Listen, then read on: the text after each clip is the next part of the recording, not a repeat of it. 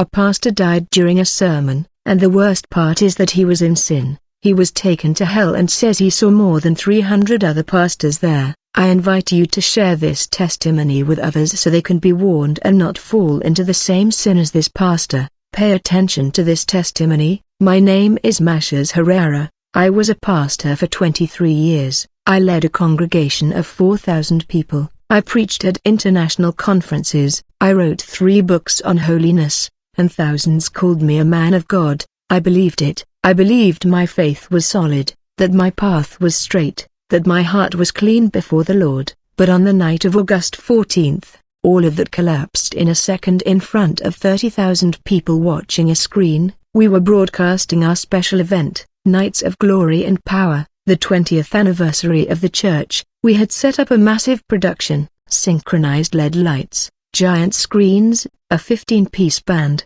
and cameras broadcasting across Latin America. I was wearing my best black Italian suit, carrying my newly purchased leather Bible, and my gold watch gleamed under the stage spotlights. I felt powerful, anointed, untouchable. I walked up to thunderous applause. The lights flashed.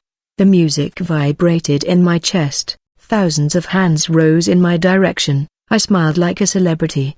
The sound technician handed me the wireless microphone, the same one I had used hundreds of times. I didn't notice anything unusual. I simply reached out and gripped it firmly, ready to begin the most important sermon of my life. But the exact instant my fingers touched the metal, something exploded inside me. It wasn't pain. It was an electric shock so violent that every nerve in my body ignited simultaneously. My hand closed involuntarily around the microphone, as if welded to metal. I couldn't let go. My body began to convulse, shaking grotesquely under the bright lights. I heard screams. I heard the distorted sound of the amplified microphone as my breath caught in my throat. I fell to my knees on the stage, still clinging to that deathly current. The lights flickered. I saw blurry faces running toward me, but no one dared touch me. I smelled burning flesh, my own flesh. My chest burned, my vision filled with black spots,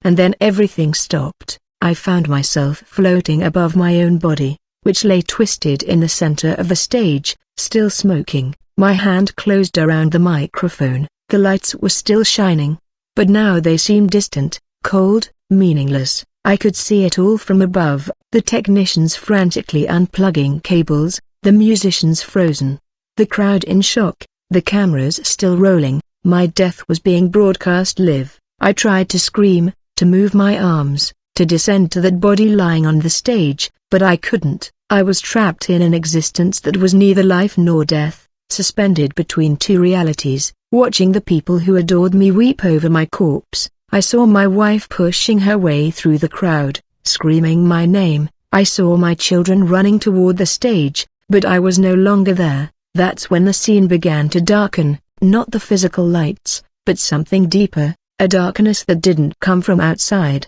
but from within, as if the universe itself were closing in around me. I felt terror, a terror so pure and primal it didn't even have a name, right? Because in that moment I understood something that chilled my soul. I wasn't ascending, I was falling. I had expected the light, I had expected angels, I had expected to hear the voice of God calling me home, telling me I had been a faithful servant. After all, I was a pastor. I had dedicated my life to the church. I had preached the gospel to thousands, written books, prayed for the sick, baptized, married, comforted. Wasn't that enough? I didn't deserve eternal peace, but nothing came. No light, no angel, no heavenly voice, only silence. A silence so complete, so absolute, that it made me feel more alone than I had ever been in my life. I floated in a gray void, with no up or down, no direction or destination. I called out to God in my mind, "Lord, I am here, take me with you." But my words died before they were born. The void began to change. It was no longer gray, it was becoming darker, like ink slowly seeping into water. I felt panic growing in my chest. This was not what was supposed to happen. I had studied theology, I knew the scriptures, I knew that the righteous went to heaven immediately upon death. I was righteous, I had lived righteously, Why was I suspended in this terrible void, forgotten, abandoned? Then I heard something. It was not music or a voice, it was a distant sound, like the echo of something creeping in the darkness. My consciousness tightened. I tried to move upward, but there was no up. I tried to pray, to invoke the name of Jesus, but the words wouldn't come. It was as if something was blocking them, something dense and suffocating that filled the space around me. The darkness was almost total, and in that gloom I began to see shapes, shadows moving, faceless figures floating in directions I couldn't understand. Some seemed to be falling, others simply vanishing into the blackness. None looked at me, none responded. It was then that I felt the pull. It didn't come from above, it came from below, an invisible, but undeniable force, like cold hands grabbing my ankles, pulling me down into the depths of that bottomless darkness. I struggled, I kicked, I screamed silently, but it was useless. The more I resisted, the stronger the force became. It was like being sucked into a whirlpool toward a place from which there was no escape. The descent began slowly. Darkness closed in on me, enveloping me like a heavy, damp shroud. The air, if it could be called air, grew thick and difficult to breathe, though I no longer needed to breathe. It was a suffocation of the soul. The deeper I descended, the heavier I felt, as if my very being were turning to lead, and then I heard it clearly for the first time, a scream. It wasn't human, it was something deeper, more harrowing, filled with utter agony and despair. It came from below, from where I was being dragged, and that scream was followed by another and another and another until it became a distant chorus of wails that shook the very void. I prayed it was a nightmare, but it wasn't. It was real, terribly, horribly real. The fall accelerated. It was no longer a gradual pull, but a relentless force dragging me down at breakneck speed. I felt cold, a cold so penetrating it burned, piercing to the very core of my being. It wasn't the cold of winter, Anna, it was the cold of total absence, the temperature of a place where nothing alive could exist. The darkness now had texture. I could feel it brushing against my skin like thousands of invisible fingers, caressing my face, my neck, my arms. It was as if the darkness itself were alive, conscious, examining me as I fell through it. The screams grew clearer. They were no longer distant echoes. I could distinguish individual voices, some pleading, others cursing, others shrieking in wordless agony. I heard someone repeating endlessly, "Help me, please, help me," until the voice broke. I heard another cry, "I don't deserve this, I don't deserve this." Each voice was a dagger to my conscience, because I knew I would soon join that chorus. The air suddenly turned hot. I went from biting cold to suffocating heat in a matter of seconds. It was the heat of a dense, oppressive furnace, but the strange thing was that there was no light. The heat didn't come with any visible flames. It was a blind heat that existed in the darkness, emanating from the invisible walls of that endless abyss. Then I smelled something. The smell came like a sudden wave that hit me with physical force. It was the stench of burnt flesh, mixed with sulfur, rot, and something chemical and nauseating that had no name. I began to hear other things besides the screams, metallic sounds like dragging chains, deep creaks like enormous stone structures moving in the darkness, heavy, panting breaths that were not human, and laughter, low, guttural laughter, full of malice and perverse pleasure. Even the fall finally began to slow. My feet touched the ground. It wasn't ordinary ground. It was hot and damp and moved slightly under my weight, as if I were standing on raw flesh. I opened my eyes, and what I saw made me wish I had never been born. I was in an immense valley, illuminated by a sickly red glow that came from no visible source. The ground was cracked and steaming. In the distance, I saw jagged mountains that looked as if they were made of ash and bone. The sky, if it could be called a sky, was a black, starless vault, oppressive and low, as if it were about to collapse. Above all, and everywhere, absolutely everywhere, there were figures, hundreds, thousands of souls writhing, crawling, screaming, suffering in ways my mind couldn't fully process. I began to walk, guided by a desperate impulse to find some way out, some explanation, some hope, but with every step, that hope faded. The landscape was uniform in its horror, sharp rocks, figures bent in postures of eternal agony. Then I saw something that made me stop dead in my tracks. Lodges in a slightly elevated area of the valley. There was a more organized crowd. They weren't scattered randomly like the others. They were gathered in groups as if in some kind of assembly. I approached slowly, my heart pounding harder and harder, and when I was close enough, what I saw took my breath away. They were pastors, hundreds of them, all dressed in the remnants of their ministerial vestments. Burnt black suits, tattered robes, ties dangling from withered necks. But what completely froze me was that I recognized their faces, not all of them, but many. They were famous preachers, evangelists I had seen on television, leaders of megachurches whose conferences I had attended, authors whose books I had read and recommended, men and women who had been celebrities of the Christian world, adored by millions. One of them was on his knees, his hands covering his face, weeping uncontrollably. I recognized him immediately. It was Pastor Enrique Salazar, founder of one of the largest churches in Colombia, who had preached about prosperity and blessing for 40 years. Now he stood here in his tattered suit, weeping like a child. I approached him, still in shock. "Pastor Salazar," I whispered. He looked up. His eyes were sunken, empty or filled with such deep despair that it made me recoil. "You too," he said hoarsely. "You felt too." I looked around. There were more. The Brazilian evangelist Marcos Oliveira, who had filled stadiums with his healing crusades, the Mexican pastor Carolina Reyes, who had written 20 books on faith, the Argentinian preacher Sebastian Romero, whose ministry had moved millions of dollars in donations. They were all here, all suffering. Some walked in circles murmuring prayers that led nowhere, others shouted Bible verses into the void. They simply lay motionless, broken beyond repair, and more kept coming. I saw an elderly pastor being dragged away by shadowy creatures, screaming that he had been faithful, that he had preached the truth, but his cries changed to nothing. I sat on a hot rock, shivering. My mind couldn't process what I was seeing. If these men and women, these giants of faith, these admired leaders, these spokesmen for God were here, what hope was there for me? What hope was there for anyone? I covered my face with my hands and I began to cry, not physical tears, but an anguish so deep it felt like it was tearing my soul apart. "Don't cry yet," a voice said beside me. I looked up. It was a woman I vaguely recognized, a famous worship leader who had died years before in an accident. She looked at me with a mixture of sadness and resignation. "You haven't seen the worst yet. You don't yet know why you're here. When you do, you'll wish you could cry louder."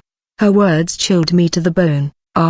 Before I could ask what she meant, she walked away, disappearing into the crowd of damned souls. It was then that I heard a low, deep laugh, full of malicious intent. I turned slowly, and there, emerging from the shadows as if it had been waiting for this moment all along, was a figure that wasn't human, tall, thin, with eyes that glowed like embers in the darkness. A hideous smile spread across its deformed face, and when it spoke, its voice was like metal scraping against stone. "Welcome, Pastor Machas Herrera, we have been waiting for you." The creature approached slowly, savoring each step. It didn't walk, it glided as if the ground itself were parting beneath its feet. Its eyes never left me, piercing me with an intensity that made me feel naked, exposed, utterly vulnerable. "Surprised to be here?"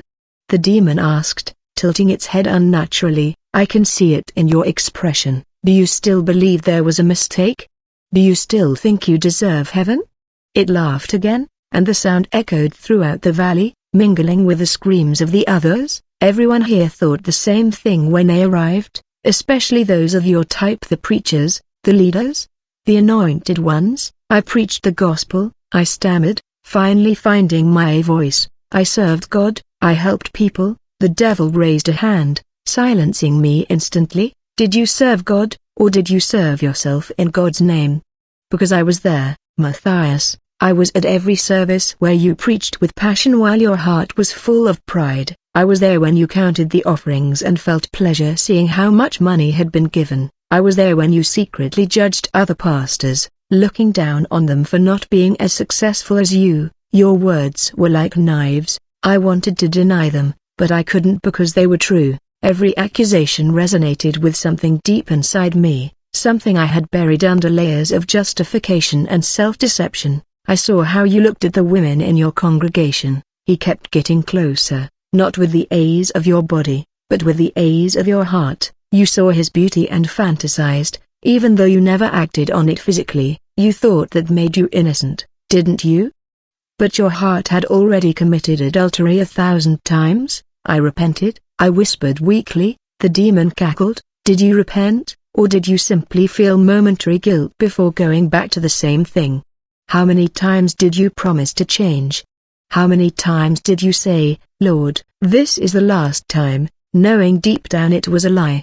Repentance isn't a feeling, Mashers, it's transformation, and you never changed, you just got better at hiding who you really were. I fell to my knees, trembling. Every word was true.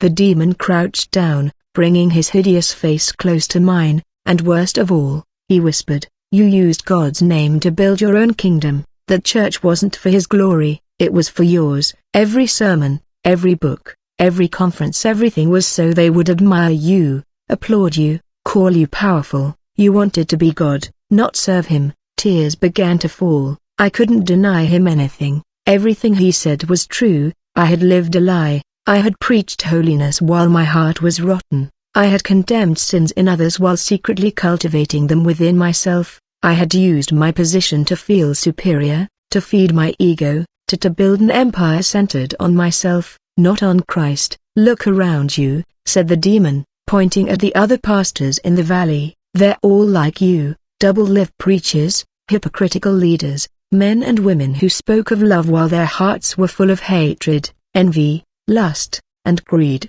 that won over the stole offerings for 20 years, that women emotionally manipulated thousands to. They gave money while living in mansions and luxury. That old man abused his spiritual authority to control and destroy lives, all while smiling from the pulpit, but they were famous pastors. I wondered, barely able to speak. The devil smiled broadly, 306 to be exact, and these are just the ones who arrived this month. There are entire sections of this place filled with religious leaders, priests, bishops, prophets, apostles, evangelists, all convinced they were serving God, all discovering too late that they were serving only themselves. I completely broke down. The weight of the truth crushed me.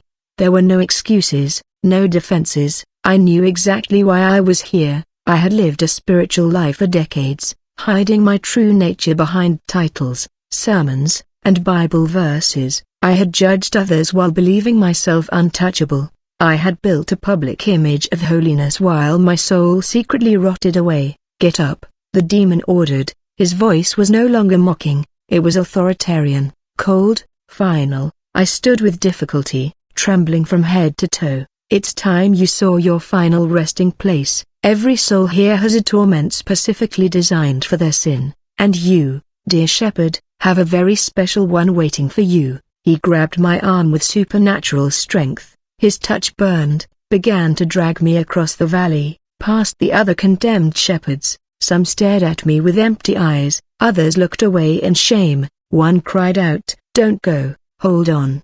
But his voice was drowned out by the general wailing. We walked for what seemed like an eternity. The landscape gradually changed, the rocks grew taller, forming walls on either side. The heat increased with every step, and the smell of sulfur and burnt flesh intensified until I could barely stand it. Finally, we reached a vast cavern whose entrance resembled a gaping maw waiting to swallow me whole. Inside, I saw something that made me recoil in horror. It was a grotesque replica of my church, the same design, the same lights, the same stage set, but everything was twisted and corrupted. Something dark and viscous dripped from the walls. The pews were made of bones. The pulpit in the center burned with flames that didn't consume the wood but radiated unbearable heat, and seated on those hideous pews were hundreds of figures, souls staring at me with accusing eyes. "Welcome to your eternity," said the demon, pushing me forward. "Here you will preach forever, but not the gospel. You will preach your own lies, your own hypocrisies, your own damnation, and every time you open your mouth, you will feel the fire burning your throat. Every word will be agony." And they pointed to the ghostly congregation. "We will remind you of every sin you committed, every lie you told, every soul you deceived." He shoved me toward the burning pulpit. My hands touched the surface, and the pain was indescribable. It was as if every nerve in my body was being electrocuted again, but 1,000 times worse. I screamed, but the sound only echoed in that infernal cavern. The souls in the pews began to jeer at me, to hurl accusations. "You told us God would prosper us. But you kept the money for yourself. You preached purity while you leered at our wives with lust. You said you were a man of God, but you were just a fraud. You made us believe you were anointed man, but you were empty inside." Their voices multiplied, overlapped, creating a deafening chorus of condemnation that pierced my soul. I tried to speak, to defend myself, but when I opened my mouth liquid fire poured out. I felt my tongue burning, my throat melting, and yet I remained conscious. I still felt every second of torture. "This is only the beginning," the demon said. "This is for all eternity. Every day, every hour, every endless moment, you will preach your lies and feel the judgment of those who trusted you." I fell from the pulpit, rolling across the burning floor. My body was covered in burns that would never heal. The pain was constant, absolute, relentless. And worst of all was the despair, the complete realization that this would never end. There was no escape, no relief, no hope. I crawled to a corner of the cavern, curling into a fetal position, weeping uncontrollably. The voices of the ghostly congregation continued to mock, accuse, remind me of all I had done wrong. The demon stood, watching me with cruel satisfaction. This is how it should have been from the beginning. The truth laid bare. The final judgment. The eternal reward for a lifetime of deceit. I squeezed my eyes shut, wishing to vanish, wishing to cease to exist, but I couldn't. I was trapped in this place forever, condemned by my own actions, by my own hypocrisy, by my own choice to serve myself instead of God. And in that moment of utter despair, when I felt there was nowhere lower I could sink, when I accepted that this was my eternal fate and something inside me shattered completely from the very depths of my being, from a place I didn't even know existed, a scream erupted. It wasn't a cry of physical pain or fear, it was a cry from the soul, a desperate plea born of utter spiritual bankruptcy. And in that cry, without thinking, without planning, without any religious strategy, I uttered a single name, Jesus. The effect was immediate and terrifying. The entire cavern shook, the flames on the pulpit flickered violently, the demon recoiled as if struck, his face contorted with fury and fear. The ghostly figures in the pews vanished instantly, the walls began to crack, and through those cracks, a light that wasn't of that place began to seep in. "No!" roared the demon, trying to grab me again, but he couldn't get near. It was as if an invisible barrier had formed around me. The light intensified, becoming so bright it blinded. The infernal heat was replaced by a different warmth, a warmth that healed instead of burned. I heard a sound, not words, but a frequency that made my entire being vibrate with something I can only describe as pure love. And then I saw him, a figure enveloped in light descended through the cavern ceiling, as if the burning rocks didn't exist. He was imposing, majestic, with wings that spread like storms of light, an angel, but not the sweet kind of angel in paintings. This was a warrior radiant with authority and power. His eyes shone like suns, and when he spoke, his voice made the entire cavern tremble. "Let him go," ordered the demon, hissing, writhing, trying to resist. "He is mine. He belongs to me. He lived a lie. He preached in hypocrisy." The angel stepped forward, and the light emanating from him burned the demon, making him cry out, "It is not for you to decide that. There is a greater one who judges, and he has heard this man's genuine cry." The demon retreated into the shadows, cursing, but couldn't get any closer. The angel turned to me, his gaze was piercing, but not destructive. It was as if he could see every part of me, every flaw, every sin, every lie, and yet he didn't despise me. "Get up," he said with firmness, but without cruelty. I stood up trembling, unable to believe what was happening. The angel extended his hand. "There is someone who wants to speak with you, but you must understand, what you have seen here was real. This was your destiny, and this is the price of spiritual hypocrisy. But the cry that came from your heart, genuine, broken, desperate, opened a door that was locked. Now come. He took my hand, and in an instant, we were ripped from that cavern. We ascended at an impossible speed, passing through layers of darkness, traversing the valley of the damned Sheperds, leaving hell in its entirety behind. The contrast was so violent that I could hardly process it, from absolute darkness to blinding light, from infernal heat to a peace that had no temperature, from constant torment to a silence that was not empty but full of presence. When we finally stopped, I found myself in a place I cannot adequately describe with human words. It wasn't exactly heaven, but it wasn't earth either. It was an in-between space filled with golden light where time seemed not to exist, and before me, seated on something that might be called a throne, but which was plus a spiritual center of gravity, there was he, Jesus. I can't describe his face. Every time I try to remember it, my mind only captures light, love, sadness, and absolute authority intertwined, but his eyes pierced me to my very core, not with anger, but with immense sadness mixed with a love so pure it made me collapse immediately. I fell to my knees, unable to hold his gaze, weeping in a way I had never experienced. Matthias said, and his voice was both gentle and overwhelming, "Look at me." I slowly raised my eyes. "You saw the truth of your heart down there, you saw what you really were behind the mask of ministry. Do you understand now why you couldn't enter heaven?" I nodded, unable to speak.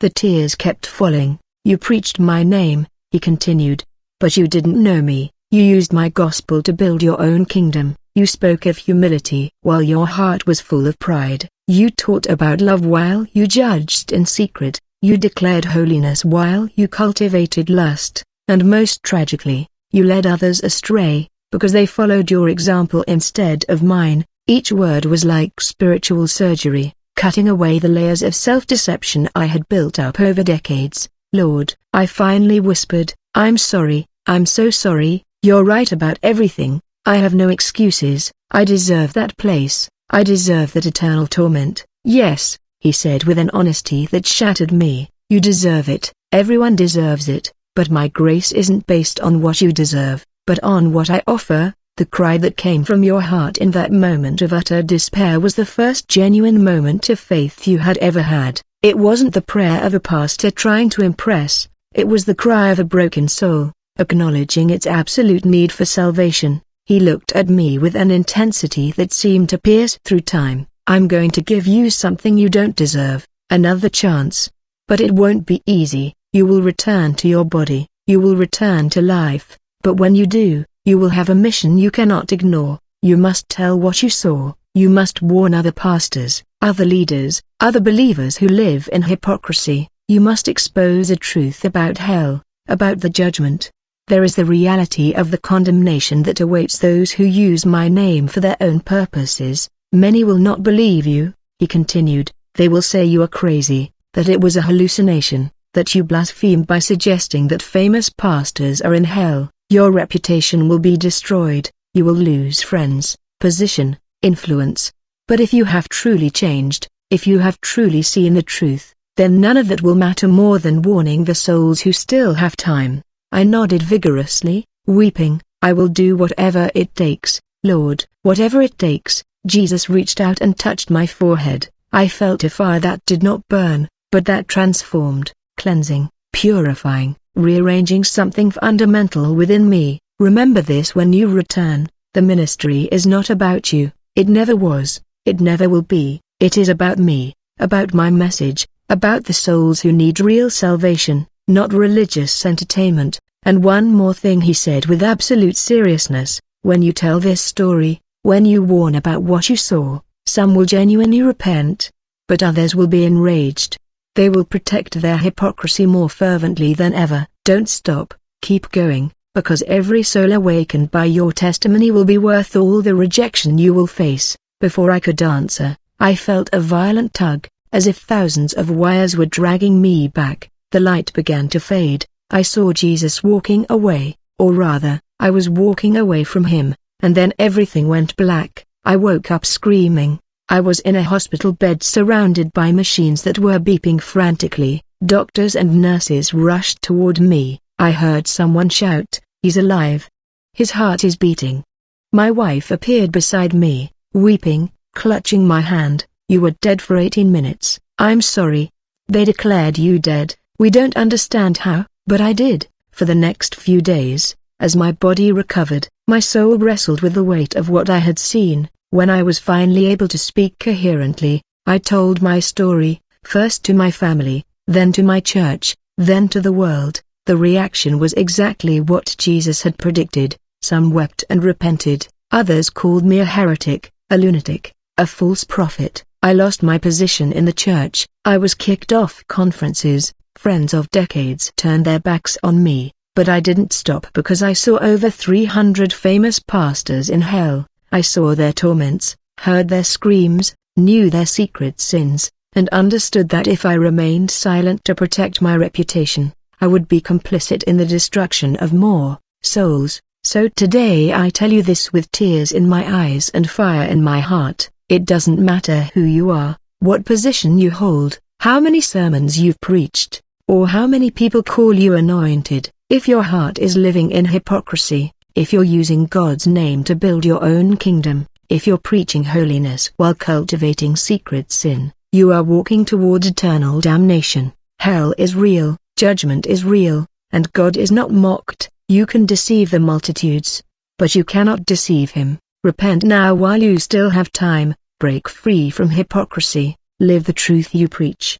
Because one day, when your heart stops beating, there will be no second chance. Thank you for listening. Hasta el final. Sé que esto no es fácil de oír. Sé que muchos me odiaron por decirlo, pero prefiero ser odiado for speaking. The truth is better than being complicit in the lies that lead souls to eternal destruction. May God examine them, may God transform them, and may God have mercy on us all.